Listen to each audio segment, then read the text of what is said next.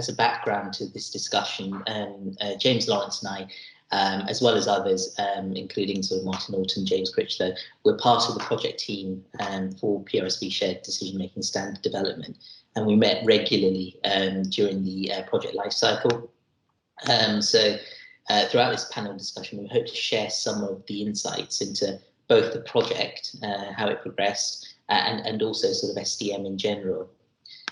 So perhaps if I can start off by asking Lawrence, what does shared decision making mean?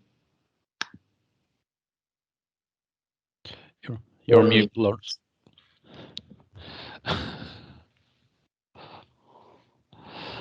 There was always going to be one.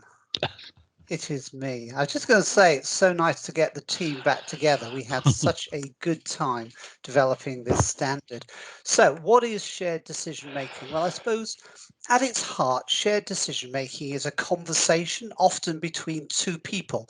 It's proactive. It incorporates the patient's needs and preferences into their individual care at every stage of their decision-making process. It goes beyond traditional informed consent in healthcare.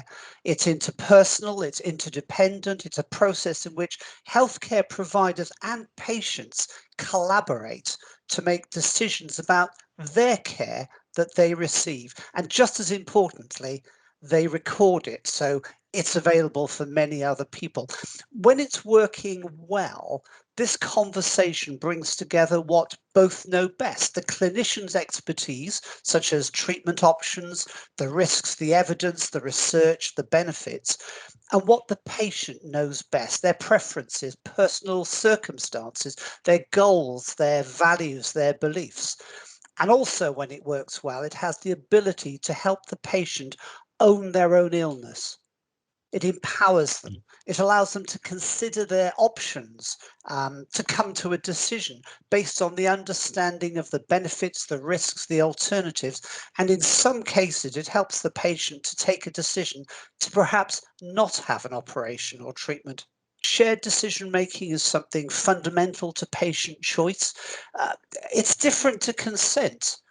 They're related, but they're different. James, do you want to give a clinician's view on the boundaries maybe between consent and SDM?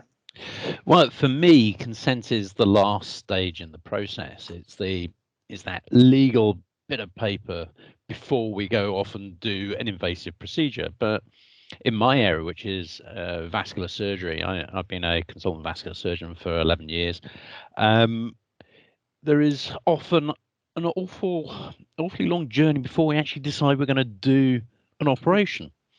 And whilst the consent might be the culmination in that recording that decision, if we're going to go forward for an operation, if we're not going to go forward for an operation, there is no formal record of that journey. I might, with the patient, decide that we're not going to operate on someone's aneurysm. But how's that recorded? You know, we might have a patient who says, you know what, I don't want to have a planned operation, but if it bursts, yes, I do want to have the opportunity of having, okay, pretty high risk surgery, but, you know, when my back's against the wall, I do want to have an operation, or at least be considered for it.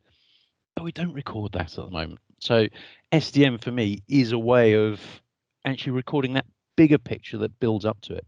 It records when we're not going to have a definitive procedure.